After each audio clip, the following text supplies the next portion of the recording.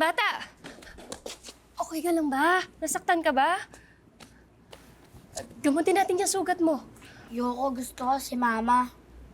Nasaan ba yung mama mo? Nandito ba siya? Di na siya bumalik. Niwan niya na ako. Di niya siguro ako mahal.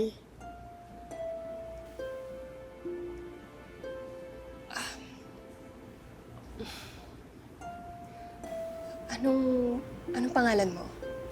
Andoy po. Andoy. Okay. Ganito.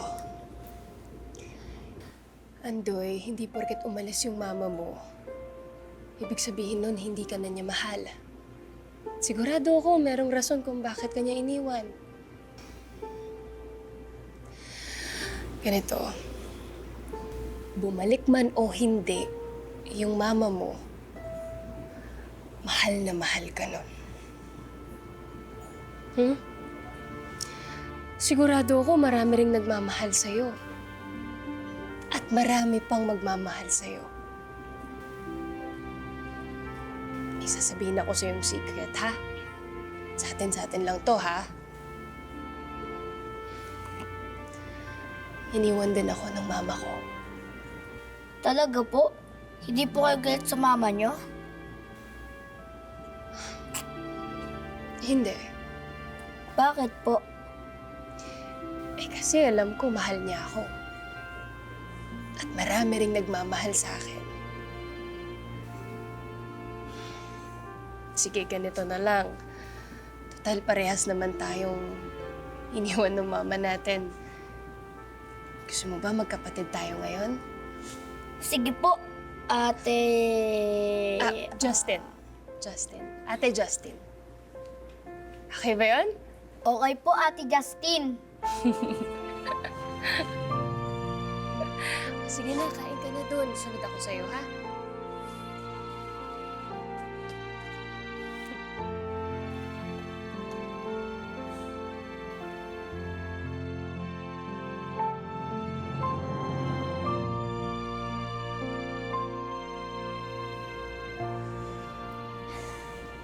Ganda naman ang mga sinabi mo dun sa bata. Wala yun. Sinabi ko lang sa kanya yun para hindi na siya umiyak o malungkot. So, hindi ka naniniwala sa mga sinabi mo? Hindi. If a mother truly loves her child, she will never leave them. Because it will damage that kid beyond repair. Mas okay na yun na paniwalain natin sila sa magandang kasinungalingan. Kasi eventually, malalaman din naman nila yung totoo pag tumanda na sila.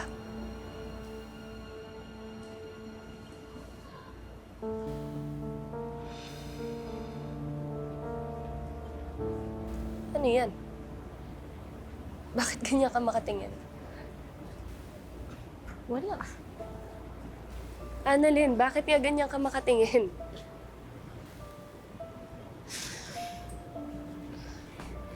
Pakiramdam ko kasi nasasabi mo lang yan dahil hurting ka.